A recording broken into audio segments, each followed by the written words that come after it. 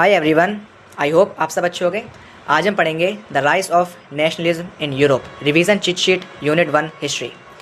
तो आज हम हिस्टोरिकल टाइमलाइन समझेंगे the rise of nationalism in Europe इस चैप्टर का। ठीक है, तो स्टार्ट करते हैं। 1789 में क्या हुआ? 1789 में फ्रेंच रेवोल्यूशन हुआ, जैसे आप सबको पता है।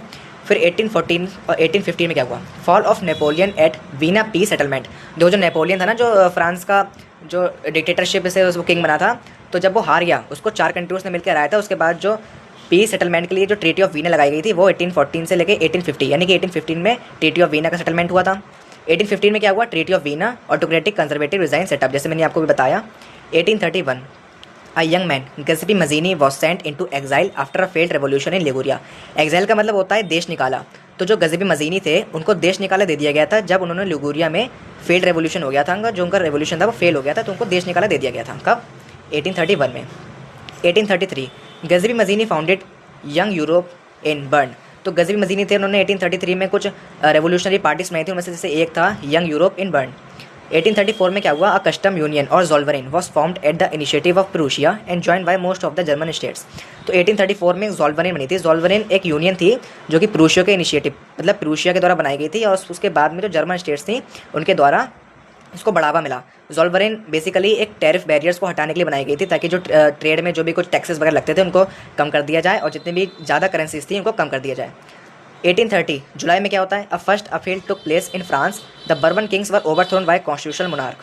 तो 1830 जुलाई में जो फ्रांस था, वहाँ पे कॉन्स्टिट्यूशनली मोनार्क आ जाता है। बर्बन किंग्स को, मतलब एक तरीके से उनको कॉन्स्टिट्यूशन, उनकी जो पावर थी उसको चेक लगा दिया जाता है।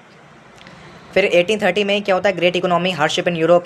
1831 में an armed rebellion against Russia rule in Poland. 1832 the treaty of Constantinople recognised Greece as an independent nation. जो ग्रीस था उसका रेवोल्यूशन 1832 में पूरा हो जाता है, और जो ट्रीटी ऑफ कॉन्स्टेंटिनोपल थी वो ग्रीस को एक इंडिपेंडेंट नेशन मतलब कर देती है कि हाँ, जो ग्रीस है वो एक इंडिपेंडेंट नेशन है। 1845 में weavers in Silesia led a revolt against contractors. तो 1845 में जो वीवर्स थे, कहाँ पे? सिलेशिया में, उन्होंने अपना रिवॉल्ट स्टार्ट कर दिया। किनके अगेंस्ट में? कॉन्ट्रैक्टर्स के अगेंस्ट में, क्योंकि वो उनका मेन मोटिव ये था कि उनको हाई वेजेस मिले, क्योंकि जो कॉन्ट्रैक्टर्स थे उन्होंने उनका जो वेजेस थी, जो उनको इनकम मिलती थी, वो बहुत कम कर दी थी। 1848 में peasants uprising in Europe and revolution led by the middle classes was under way. 1848 में क्या होता है? फूड शॉर्टेज हो जाती है, wide spread unemployment in Paris. Paris में बहुत अनएम्प्लॉयमेंट हो जाता है, बेरोजगारी हो जाती है। फिर 1848 में और क्या होता है? The revolution of the liberals in France, Louis Philippe forced to flee.